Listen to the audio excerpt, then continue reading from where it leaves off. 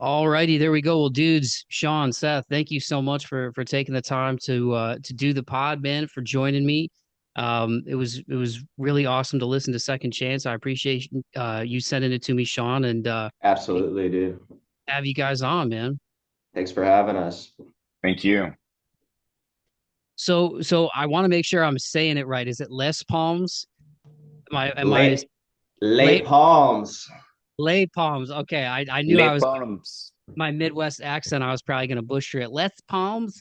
So lay palms. But how long have you two known each other? I mean, Sean. Obviously, you've been on the show a few times. It's crazy how time flies. Because I think the first time you were on here was like 3 years ago, almost now. I think it was I 2020. know. Um, and it's been cool to see your journey over the years, doing your solo stuff and touring with otherwise. But what's this process been like with the two of you getting together for Lay Palms, man? So I guess like just a little backstory on the band and how the band became to be. I had a bunch of demos that I was going to use for my solo project, and I got linked up with Seth, and he ended up jumping just on like one of my songs.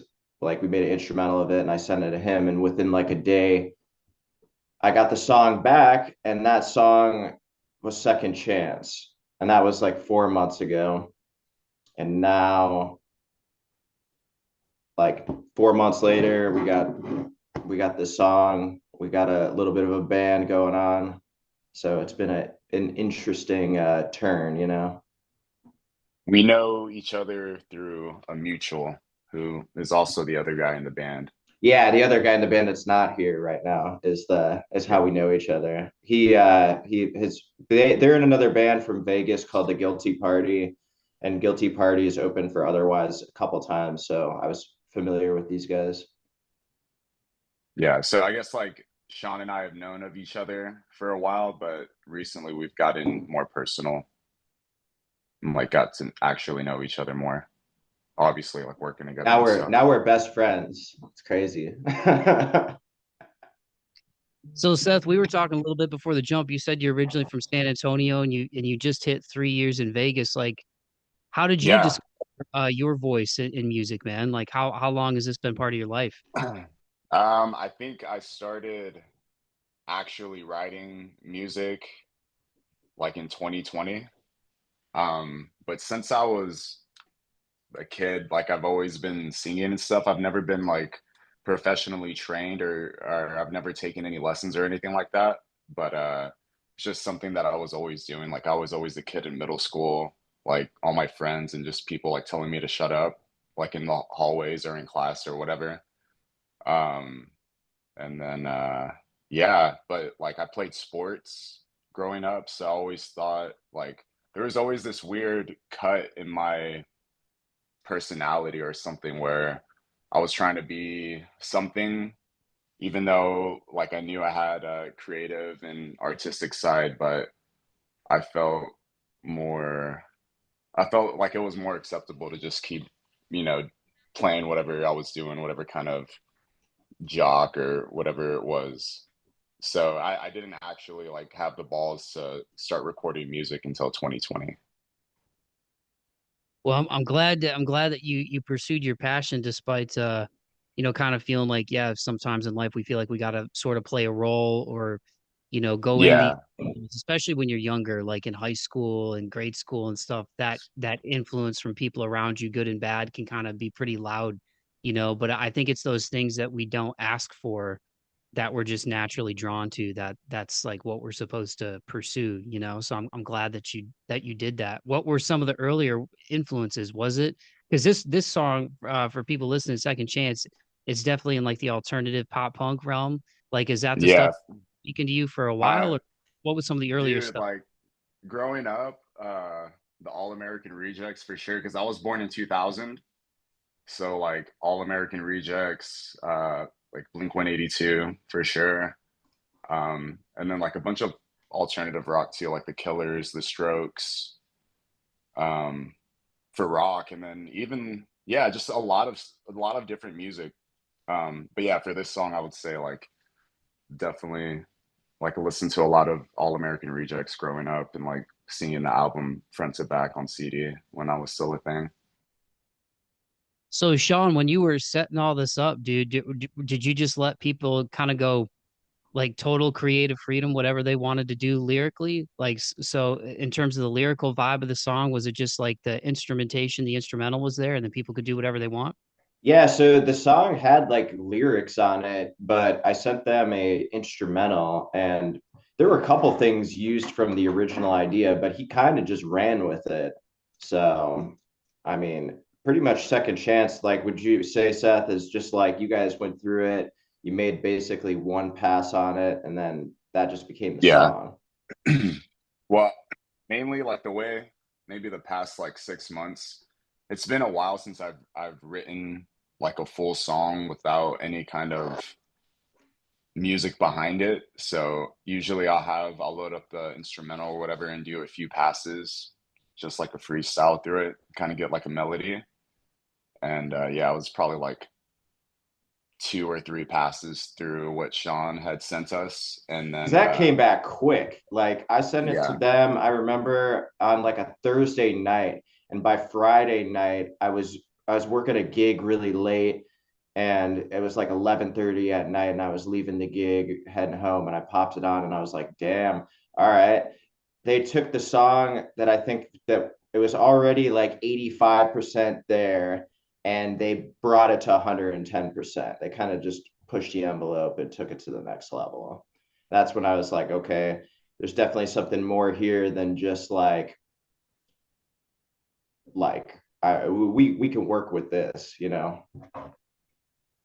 I was gonna say, what was the inspiration? Was it just how good the song came out that you were like, this, I don't want Yeah, totally. to get off under my name. I wanted to like, let's try to make a band out of this. Well, yeah, totally. And I mean, you've heard my music, you know. I think like the thing that was missing from my music was just a really solid vocalist, and Seth was kind of that missing piece with it. So when I heard the demo and like it would you hear something like a demo quality and it's already like 95% there, it just needs like a solid mix. And then we got linked up with Chris Collier and in Vegas. He works with like Korn and Whitesnake and Lynch Mob, and he's working on Mick Mars' new album. Once we got linked up with somebody like that that can really bring in the engineering aspect of the song, I knew that like, yeah, we need to like pursue this project and like move forward with it. So it all happened really fast from there. I think after you guys sent me that single back, within like 3 weeks, I was in Vegas and we were demoing it out with Chris. So it, yeah, it it was fast, but it makes it exciting now. Like we've written quite a few songs since then, and I think like our songs just keep getting better. And it's like we're not really forcing them to come out either. We're like naturally able to just like collaborate on these tracks, and I really think that this band is like a competitor in the space with what we're doing. How'd y'all come up with Lay Palms? Because I know there's so many band names out there, man. It's like podcasts too. There's so many different podcast names, and it's like, oh, that sounds cool. Wait, that one's taken. That one's taken. How did you guys come up? I I I was driving one day and I was like, man, I think it'd be cool to have like I don't know, like especially now living in the Midwest or Southwest after living in the Midwest my whole life, I'm like, yeah, the vacation vibes are definitely the palm trees, you know. So I wanted something incorporating with palm trees. The Palms is a casino. I don't want to do that. So I was like, how can we like make it simple like that but classy? And then I was like, yeah, let's do some Spanish influence and we'll call it Lay Palms. I'm So excited to hear the other stuff that you guys have been working on, man. Because yeah, this one I feel like it's a good earworm too. Like the chorus is great, and then the solo is really sick too, man. Like I thought that was really like well placed and how that all came out. So how many do you guys would you say you have like in the can now for like Lay Palms? we go back ooh, next. Well, I don't know when this is coming out, but like right now it's April 4th. Second Chance drops next Friday. We're going and recording a couple songs next week with Chris in Vegas. So we'll have, I don't know, whenever this comes out, there'll be songs ready to come out. So Yeah. I we would have a say we lot of have like, demos though. yeah, we have two that are like actual songs ready to record, and then we have a bunch of ideas. But Lots of just like, ideas. yeah, I would say off the few songs that we've already written together, like we have a pretty wide range of style because like these next two aren't really as pop punky, like Mike said, like as Second Chance, I think. Yeah, we're definitely like trying to fall in that alternative like category, but I mean Yeah. we're doing what's coming naturally, and like the songs, if they sound good, like we're not drawing the barrier at like a genre, you know. But that was the thing too. It's like For we're sure. bringing back guitar solos 2026. We're bringing the solos back. We're a real rock band, and yeah, we're showcasing it all, you know. Guitar Hero. Yeah, Guitar Hero is back, baby. It only took 20 Yeah. years. It feels like a good progression though, man, because people who don't know, Sean, touring and otherwise and playing bass, but guitar is like your background. And I've seen like within like the last year plus since the last time we talked, you've been posting like various guitar covers and stuff. So I'm like, I know those juices are still flowing and those that creative energy is always there, like for your solo stuff. So it's cool to see you link up with Seth and the guys and like put this together. And I also think that's cool, like with both of you, like Seth mentioning from being from San Antonio and Sean, you being from the Midwest. It's kind of a testament to just like when you chase your dreams, you never know who you're gonna meet. But I think for a lot of Totally. it's like it's like that threshold or that turning point or that catalyst for change. So Seth, what ultimately led you to Vegas, especially from San Antonio, going from like the bottom of the country to like, you know, more northwest? Like that's a good clip away. Yeah. So like 2021-ish, 2020, I moved to Houston with my buddy Dom, and him and I had an apartment there for 2 years. And then he started dating this girl seriously, and they went and they were gonna get a house once our lease was up. And I didn't know if I wanted to stay in Houston. Um, so basically I have an uncle here in Vegas and a cousin, and he'd always throw like kind of passes at me like, hey, if you ever want to come to Vegas, like you could stay with me for a few months. And I never really took it seriously, but then I started to actually think about it. And I kind of like told him like, hey, I'm thinking about moving, to the West Coast somewhere. I just knew I wanted to kind of just get away and try something. um and so yeah, I basically just like drove up here on a whim, and then met the guys in the Guilty Party, and I kind of started right away. Uh, so yeah, it was just basically a desire for me to move, change my environment, and I had some cushion here, like not having to get a apartment right away, or like just kind of be able to get on my feet. Yeah, like not be too completely fish out of water. Were you Yeah, yeah. doing music in Houston too? Yeah, so I have solo music. I don't even know what you would classify it as, but like I've done a bunch of stuff like from emo rap to alternative stuff like this band, and just a whole bunch of stuff in my solo category, or discography, whatever. And then my first band I ever played in was in Houston, and it was a classic rock cover band, and that was like my introduction to playing and singing in a band, and I think that really helped me a lot, like just being a front man and whatever, like an actual singer, not just like a studio artist. 'Cause that was like the first time I started taking like warm-ups and exercises seriously, because it was, having a huge set like that with like classic rock vocals was like strenuous on the voice and stuff like that. So like it showed me what it kind of took. And then all those guys were like rock elitists too. So I don't know. It was just like it's totally weird because I had a totally different taste in music than all of them, and I don't know. Definitely somehow helped me in the long run playing with those guys.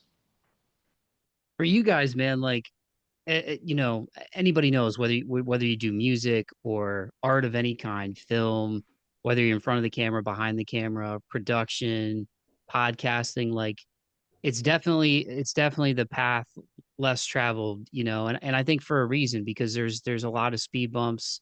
There's a lot of people that tell you no or blow you off, or like you were even saying, Seth, like growing up younger, playing sports, kind of feeling like that was more like maybe what you were supposed to be doing. Are there any like catalysts for you guys in your journeys where you felt like it was like a turning point where like, no, this is more than just a hobby. This is more than me just singing in the hall or just jamming in my bedroom, Sean. Like this is something that like I know I really want to do. Totally. I mean, I've always wanted to do this, but actually making it like the reality took a long freaking time. And I think that like the biggest hurdle to get over for me was like after COVID and everything shut down and I lost like my band, I lost all my social media at one point, and like being able to rebuild it now, and like I'm working, I mean, last year I think a third of my income came from me being a musician, and it's just going to become more of my life, you know. It's like still I'm still working as like a bartender. I still work doing stagehand work and stuff like that. But I think like now is the time, you know. It took 10 years to get to that point.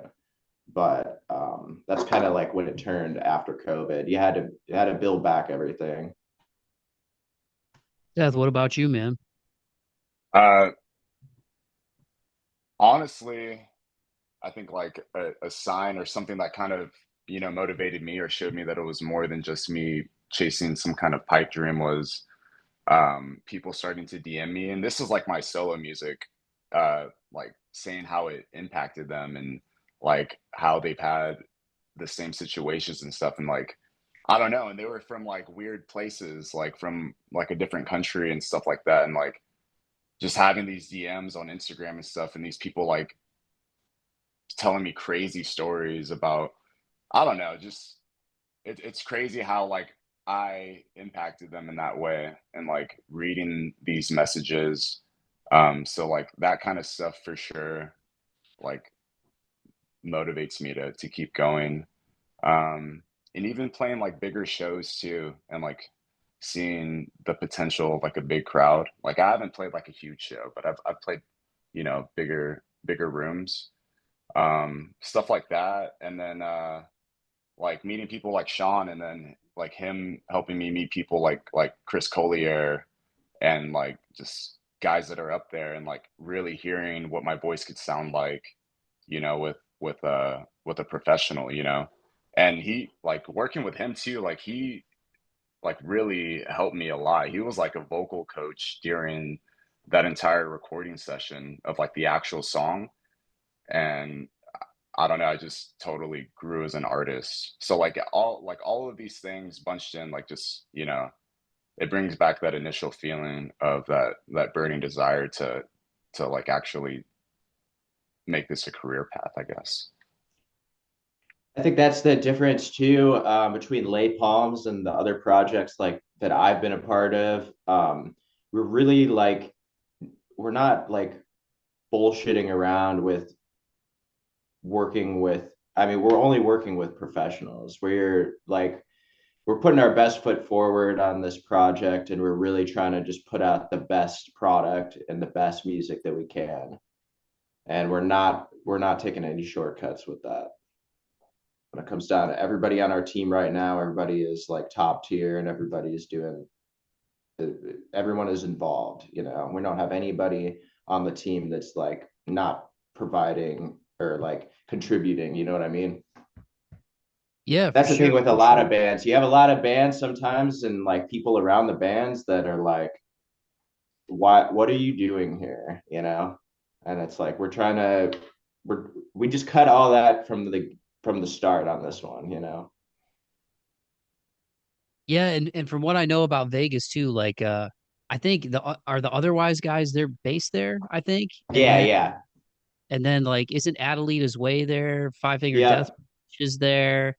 Um yeah, so it sounds like from like a rock metal perspective, and Seth, you were kind of talking about that with me too, like just like the heavy music influence that's kind of in Vegas. But Mhm. you know, Sean, from your time there, like creatively, has that been like I guess sort of like a pipeline to meeting guys like Seth, like just in terms of Yeah, you know, totally.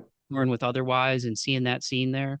Yeah, I think like for the time that I've been in Otherwise, I've been able to build a lot of relationships with some of these guys. So it's really cool that now I have like a project that I could be like, hey, it's like the photos we did with Robert Clay. Like I've been wanting to do photos and like let him do like a build out an image for us.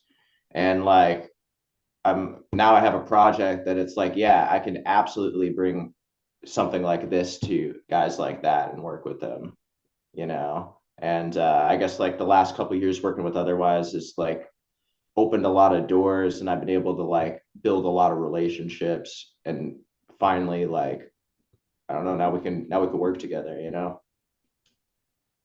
How important is it for you guys too, doing something like this where you connect from different parts of the country to have like the right producer for the sound that you're going for?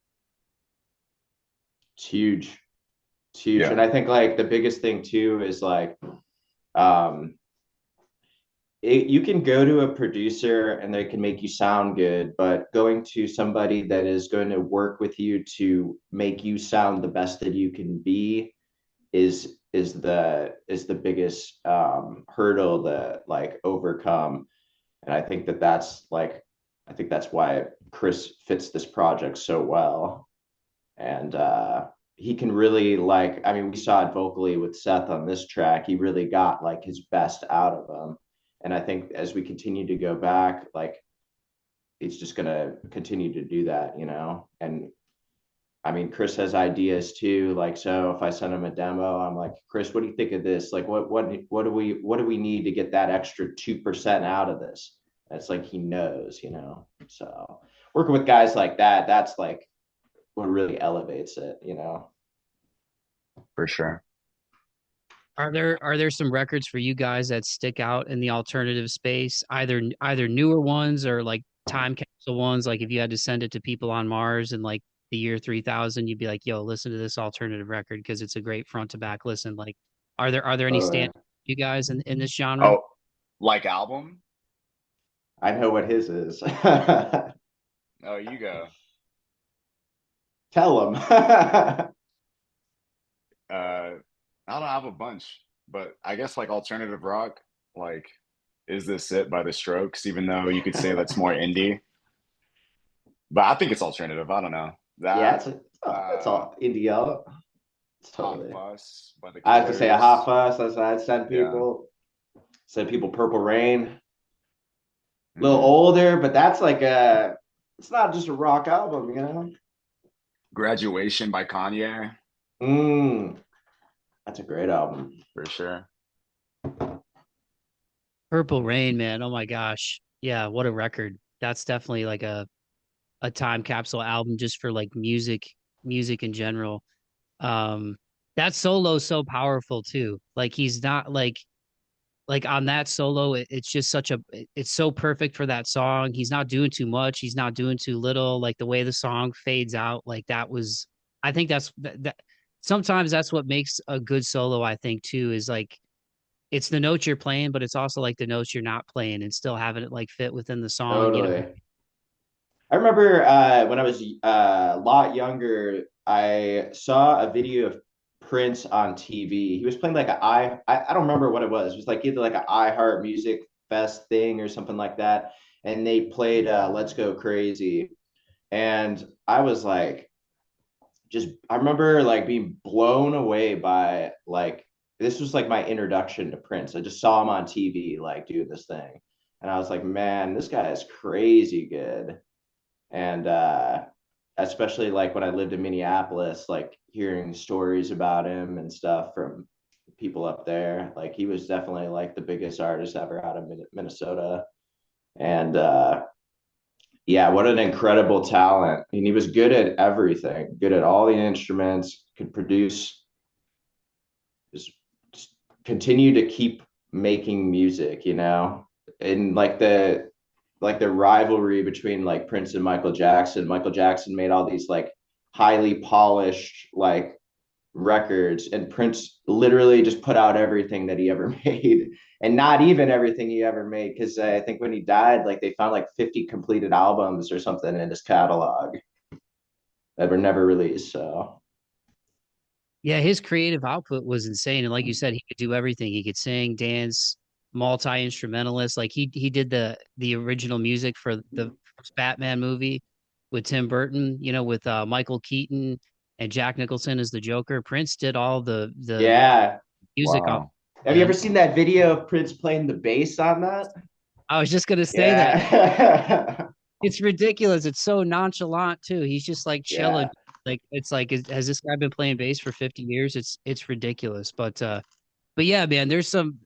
I would say the Purple Rain solo is one of my favorite.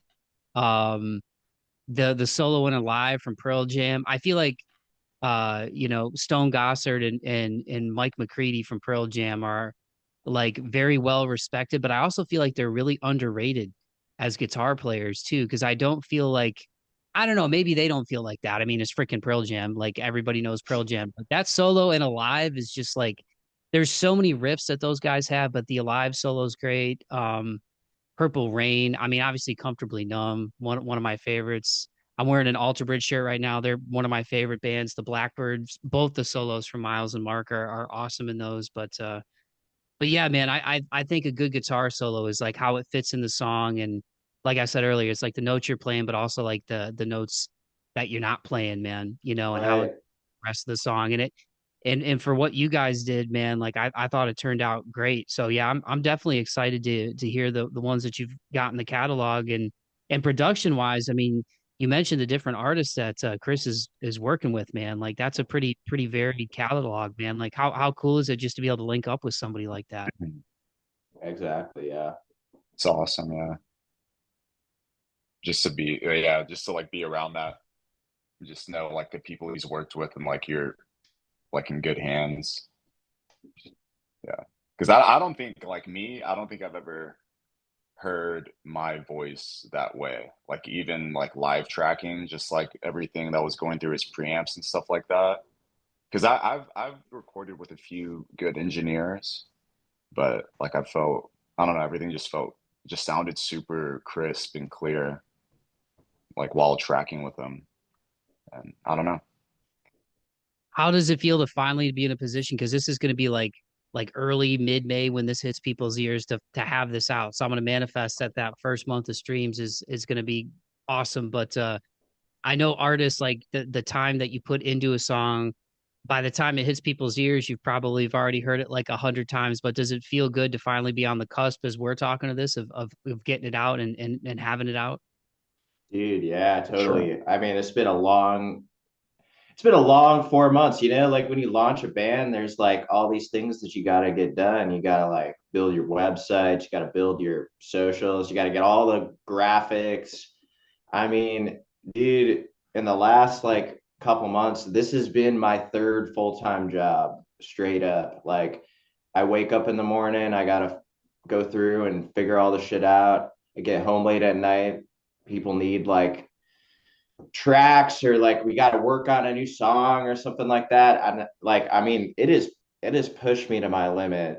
And like, I started playing like in a cover band too. So like last night, it's like I played a 3 hour set and had to like incorporate learning all these songs into my day to day. And it's just like, when is this ever going to end? But the reality of it is it's never going to end. It's always going to be like this. If you want something to like really push the envelope, you have to like put yourself in situations where you take on maybe more than you think you can do, because when you get through it and you push yourself, if you're able to get through it, the results are just going to be like beneficial to your life, and it's a mental thing where like if you can make this happen, you can do a lot. So I'm super stoked on this project. I think it sounds great, and yeah, let's manifest that first month, big first month on that. Well, and from other artists that I've had on the show too, and thanks again, Sean and Seth, for your time. I really appreciate it. Like you mentioned, like Sean getting the vocals back from Seth like almost immediately within a day.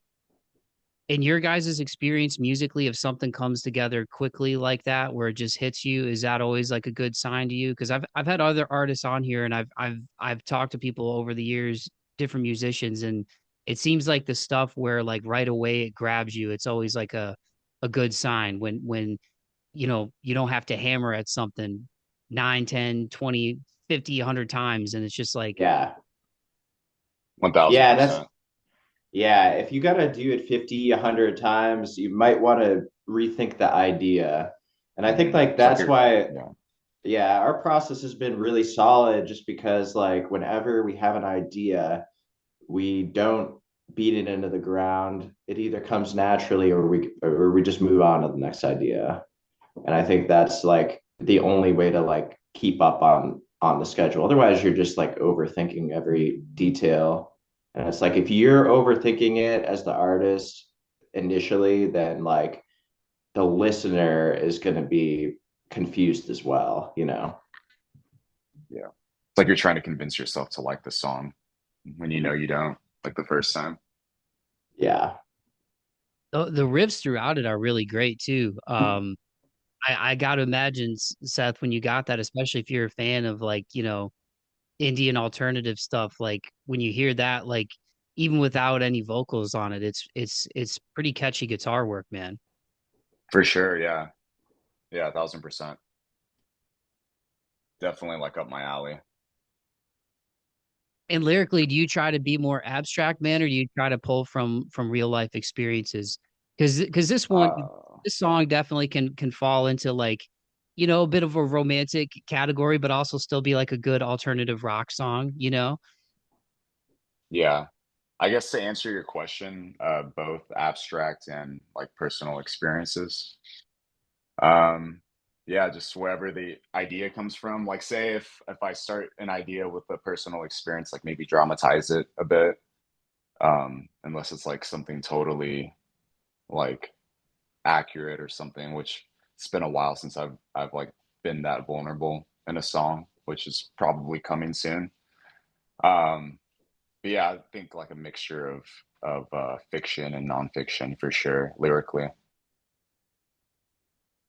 What's the weirdest thing that's ever inspired you guys as musicians? Like something like not music that gave you like a really good idea for a song, whether it's like movies or do you just have ideas that hit you in like an inconvenient time and you're like you have to excuse yourself from like the dinner table or whatever because you're like I have to record this vocal melody or this like guitar idea so it doesn't leave me.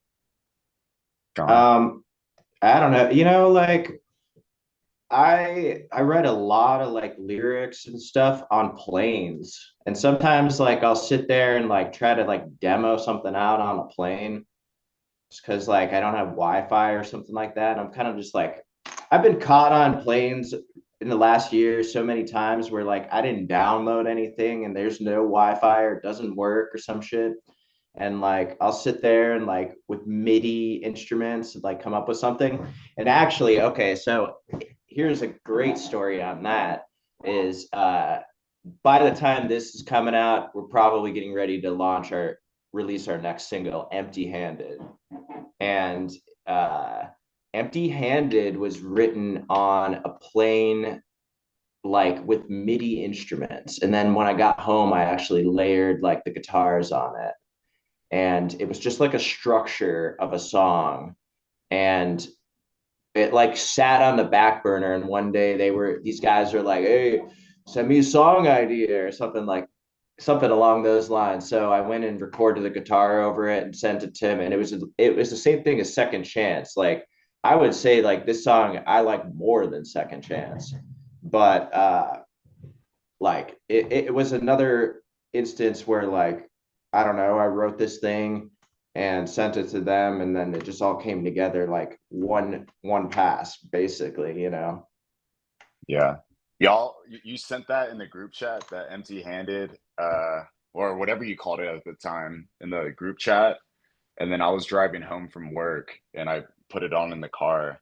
And then right away, the chorus, like melody and like a few of the lyrics, like maybe two of the lines or three of the lines came to me right away. And I just opened up the voice memo app.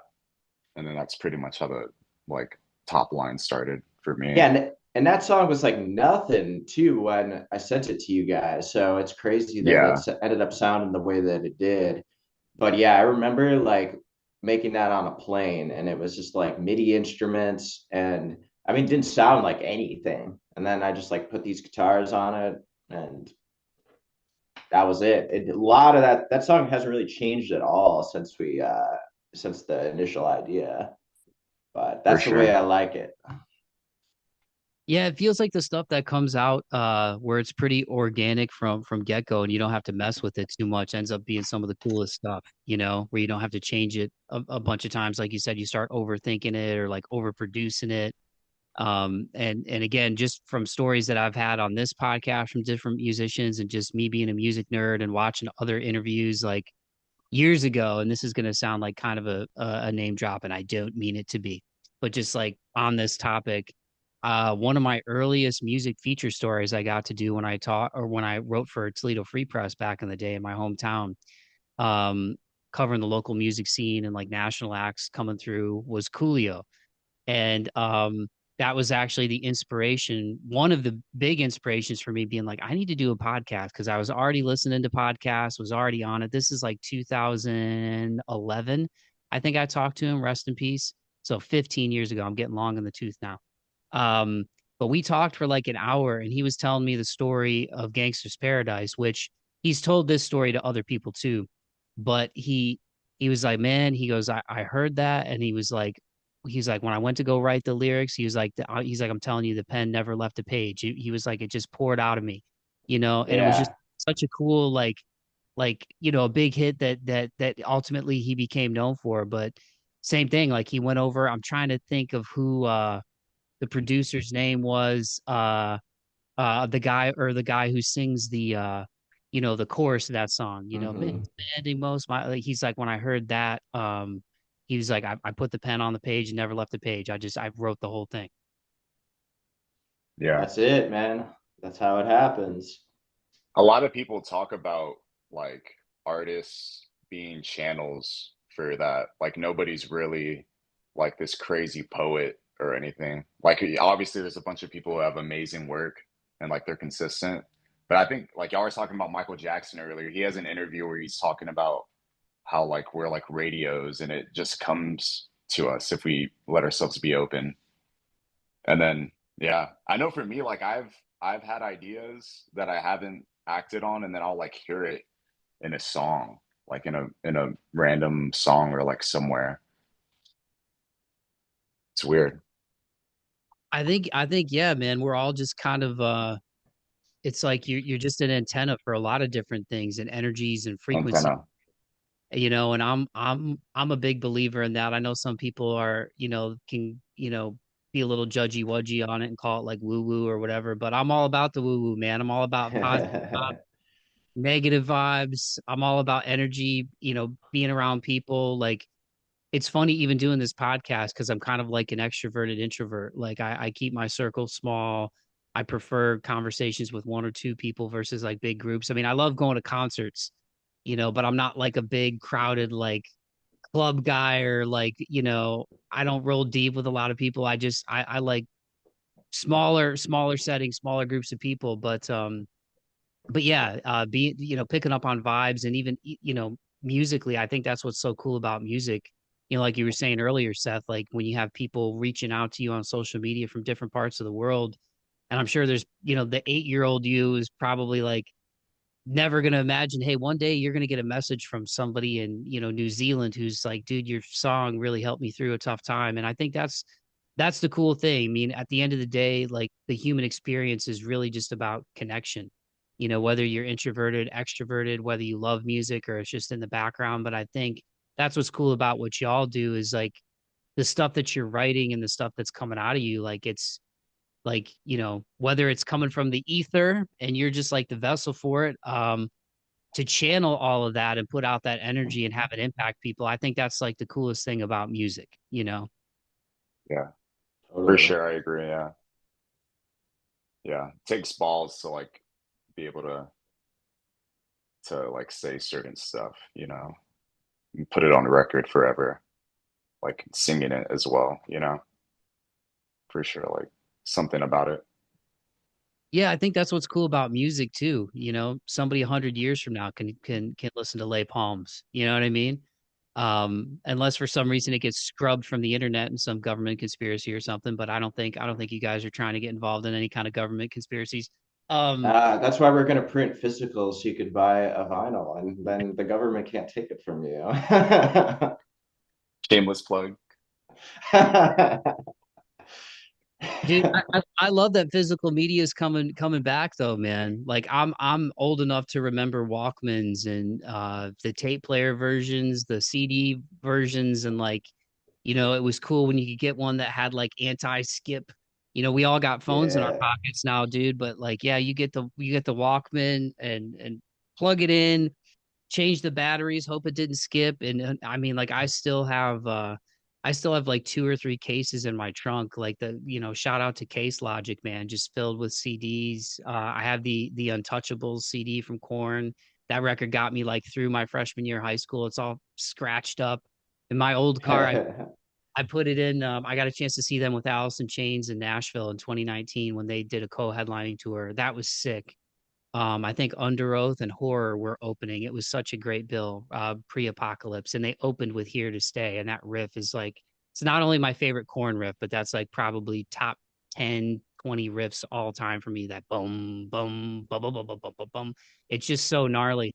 But I got like inspired and I was like, I gotta find that CD. And I put that album in my car and like 5 seconds was like starting to skip because at that point, I mean, that record came out in 2002, so it's 24 years old now.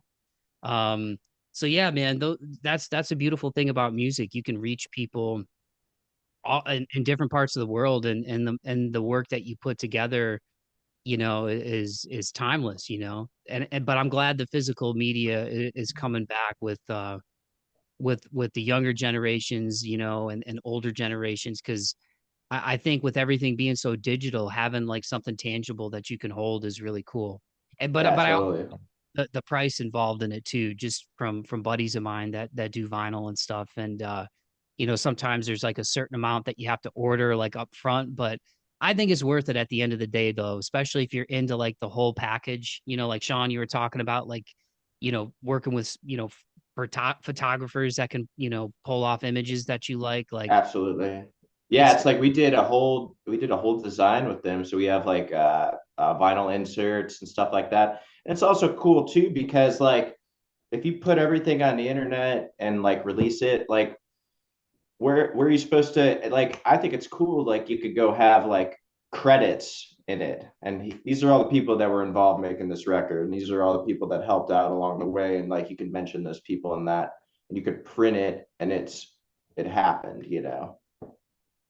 like being in the credits for something. It's like you don't care about that on Spotify. You don't care about that on Apple Music.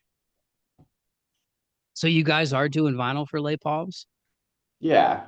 When the full release comes out, absolutely we'll do a vinyl. That's sick, man. That's sick. Yeah, I think that's cool that you guys are doing that. Well, before we wrap this up, and thanks again, Sean and Seth, for Absolutely, dude. do this, man. Like it's always great catching up. It's always good when people want to come back. And like I said, Sean, I think it's almost like, yeah, like 3 years ago now, the first time you were on, man. Time flies. But for you guys, as long as you've been doing this, do you feel like you know the ingredients that make a good song now? What you like in a good song, and what are those for you guys? Seth. Um, Ingredients, no, I'm still learning that, but I'm starting to trust my ear more, like as you know, as the years go on or whatever, not years, it just as I continue to make music, like I'm definitely starting to trust my ear a lot more and kind of not have to ask so many people, text so many friends, yo, what do you think about this demo? What do you think about this? What do you think about this?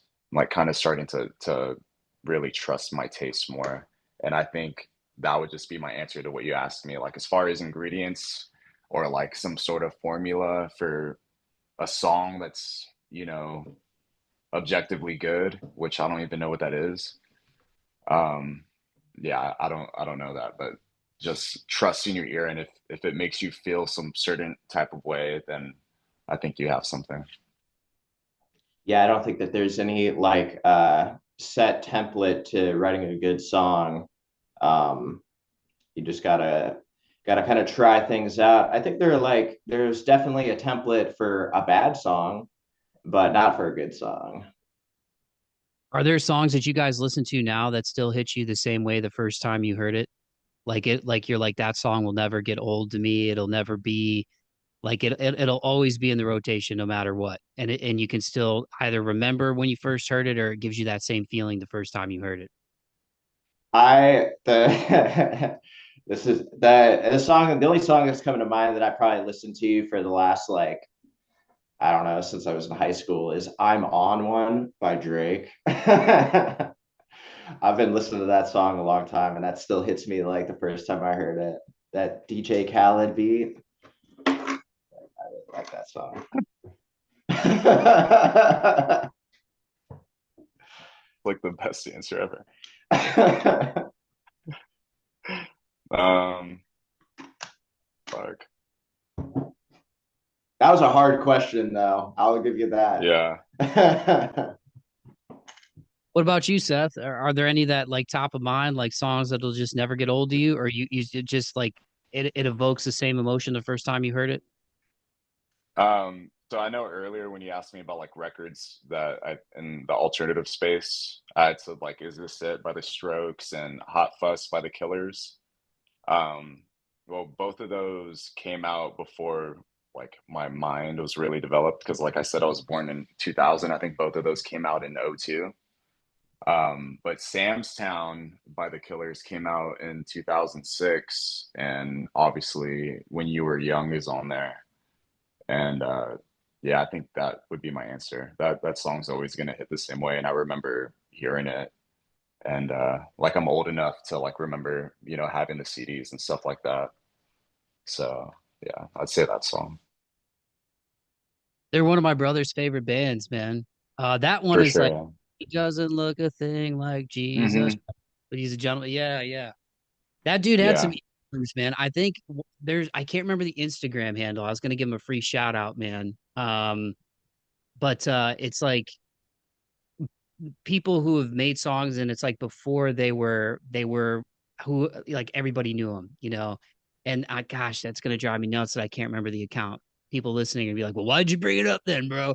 Um, but one of them, there was a video of Mumford and Sons playing at a bar in Austin, Texas, and there were people there, but like it was just one of those things where it was like it was before they blew up. And then another one was the Killers playing Mr. Brightside at like a club. And I don't even know if there was like 100 people there, and people were kind of like into it. And I'm like, man, Yeah. these people don't even know that for like millennials, this is gonna be a vibe for decades, man. Yeah. I You know, think I've you seen Millions of that video. streams. I think I've seen that, and like Brandon At Mr. Flowers looks Brightside. super. He looks super uncomfortable. Yeah, yeah, they're just I playing. think I've seen it. Yeah, it looks like it looks either a bar or just like a small club, and there's people there, Yeah, but yeah. it's And the audio is like super shitty. yeah, yeah, and Yeah. I think that's what I love about doing this podcast too, man. Is like I've gotten a chance to talk to musicians at the beginning of their journeys. I've gotten a chance to talk to musicians and people, in a a latter stage of their journey. They've been doing it for 20, 30 years, and it's like I think at the core of it is everybody who's in it just has a need to do it. Like they can't explain it. It's just like I gotta do this. But it's also like everybody starts somewhere, and for fans, people only usually see artists unless they're really into like music and they're really, you know what I mean? Like I had buddies back on the day who'd be like, "Oh, listen to this." There's always those friends who like they're on to somebody before like everybody else heard about them. Um, and it was a lot harder back in the day to get to that. But like everybody starts somewhere. And I think it's just not quitting on what you love to do, whether it's music or podcasting or art of any kind. And Sean, like you were saying, man, like you're coming off playing like a 3 hour gig, having to learn all these different covers and, Seth being in a, classic rock cover band and like these things that you got to do to like cut your teeth to eventually make the stuff that you want to make. But I think that's probably like a key ingredient to doing what you love to do is just not stop doing it. And it's like Right. all the other stuff is just noise. What are other people going to think? And it does take courage to be vulnerable, just in general in life, in relationships, or if Yeah. you creatively in music. But I feel like even if something doesn't turn out the way that maybe you thought it would, at least you ideally learn something from the experience. But I love it getting a chance to talk with creative people though, man, because there's so much good music out there, and I'm glad that guys like you guys are doing it, man, because it does affect people. And I think people are genuinely really gonna love this one. So Sean, if you're saying the next one is better than this one, then I think people are just gonna be really excited for Lake Palms in general, man. Absolutely. I hope they are. Well, I'll get you guys out of here on this, and thanks again, Sean and Seth, for taking the time.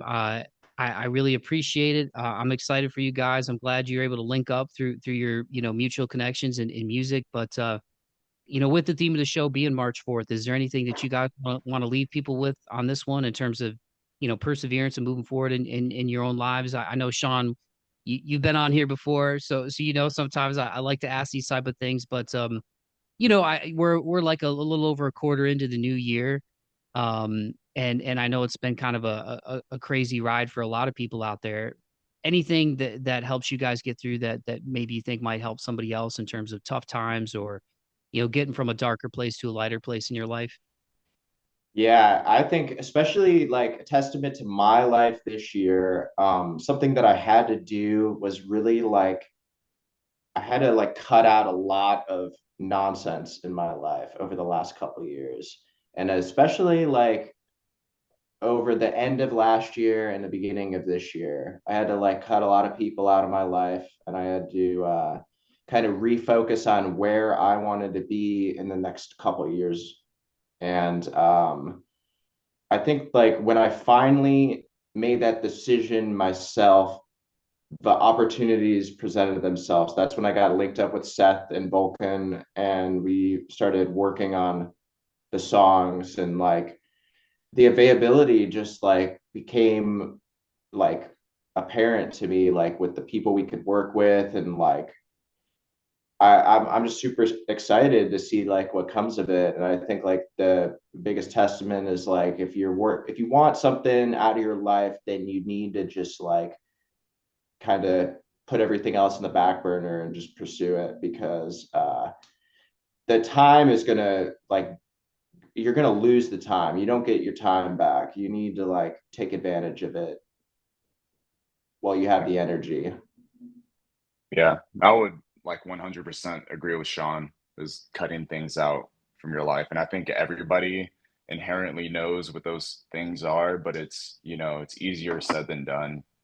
Like for me, like I've been sober for about 7 months now, and I had kind of known for a while that it's something that I had to do, and I would just, I don't know, it was just easier to keep partying and drinking until like I just couldn't, I couldn't take myself anymore.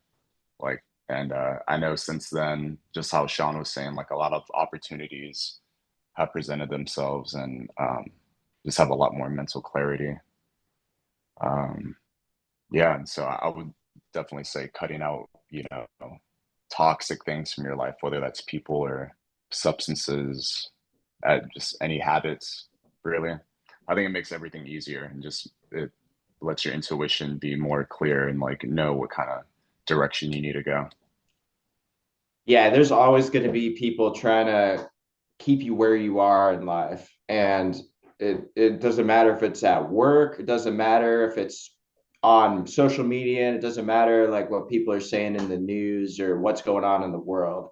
It's like if you want something out of your life, then you have to like kind of just take over control and pursue it and every day move forward. And like you're not going to get there overnight. I mean, it took me 10 years of playing in bands and traveling around the country and all this stuff to get to where I'm at now. And like, I mean, some people from my past might look at that and be like, oh, well, you didn't really get that far. And it's like, well, that doesn't bother me anymore. Like a comment like that from somebody doesn't bother me anymore. And I think Yeah. that's like really the difference is like at the end of the day, at least I tried to do what I wanted to do. And Yeah. I'm going to keep trying until I get there. Dude, I don't think people realize how hard it is to continue sticking with something when like you have all these people like, dude, what are you doing? It's been like 10 years. Like it's fucking hard, What do you, man. It, my question to those people is, what are you doing? Are you happy? You yeah. know? I'm just saying like kind of Mike touched on it earlier too, like this unconventional route of some creative career like podcasting or music or being an actor or something like I think that's what differentiates the people that succeed and the people that don't is like they just don't quit.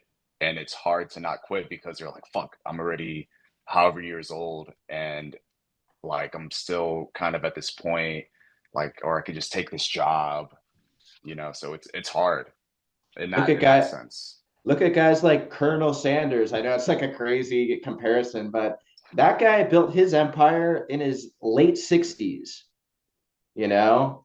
For sure. And it's like that guy just was a stubborn dude and never gave up, you know? Yeah. Now he Dude, Jelly Roll. yeah, Jelly look at Roll Jelly too. Roll. Yeah, Yeah. massive. So Yeah, Steven Wilson Jr. is one of my favorite artists. I've discovered in the last like 3 or so years, man. And I don't know his age exactly, but he's talked about his journey and his grind for years, and music has always been part of his life, but just continued to make these songs that meant something to him and had a good relationship with his dad, and his dad always encouraged him and put out that album Son of Dad, and it was just, he's just ascended and descended. I saw him at Brooklyn Bowl here in Nashville, which is like a nice club. It's cool. Um and then Brooklyn Bowl. and then like a year later, so this past November, he did 2 nights sold out at the Ryman. And he's just, you know what I mean? And so it's just, I think he maybe is in his 40s. But yeah, man, there's always going to be naysayers. And I've learned like, I just saw a really powerful video recently where it's like, in the end, none of it matters. Like we're on a spinning blue rock going through space. Like the stuff that and it's not to minimize like struggle and like minimize people's problems out there. I'm not coming from that energy with this. It's just that I think so many of us get caught up in that negative energy, myself included, whether it's the stories that other people are telling you or the stories that you tell yourself. And at the end of the day, that's really like the biggest kind of I would guess mind journey, at least for me, is like, the way you talk to yourself, the stories you tell yourself, those are the only important ones at the end of the day. So anybody else who's like, oh, why is it, oh, it's taken you 10 years and you're quote unquote only here, you're only there. It's like the beauty's in the journey, man. Like I'm sure there's bands or artists that you guys will run into you that I'll tell you, man, like that the happiest they were in music was like when they were in a stinky van, playing a Thursday night gig, in some town, and they had a a basement full of 300 kids going nuts or something. You know what I mean? Like it's I think that's the key is like enjoying the process and just doing what you love to do and just learning to kind of like tune your antenna to the good that the universe has given you and kind of tuning away from the bad frequencies because there's a crap load of them, and unfortunately the bad stuff gets a lot of likes and subs and retweets and whatever, but there's a lot of good out there too, and that eventually that'll get you through, man. So I'm glad you guys are doing what you love to do. I'm excited for you. Sean, thanks for hitting me up, man. Like I know we keep in touch, and I'm glad our paths have crossed as two Midwest boys out here doing our things creatively. And Seth, it's good to meet you digitally, dude. You got a hell of a voice, so I hope you keep it going too, man. But for everybody listening, let them know where they can find Lay Palms. I'll put up the links in the podcast description. Yeah, check us out, Lay Palms, Apple Music, Spotify. We're on it all. You can even find us at your local bar on the touch tunes. Like that's going to be a thing. So What? yeah. So be jamming that. If you want to buy our music directly from the band, you can go to our website, laypalms.com. There's a link to Bandcamp. You can pay whatever you want on there. That goes directly to us. Is low percentage that we don't get out of that. So I would recommend doing that. We have merch on our website, but yeah, check us out. Palms Phoenix PHX on Instagram. And yeah, if you go to our website, you can find everything else. Laypalms.com. Awesome. Well, Seth, Sean, thanks so much for the time, dudes. I really Thank appreciate you, it. bro. Thank you. Pleasure meeting you, Mike.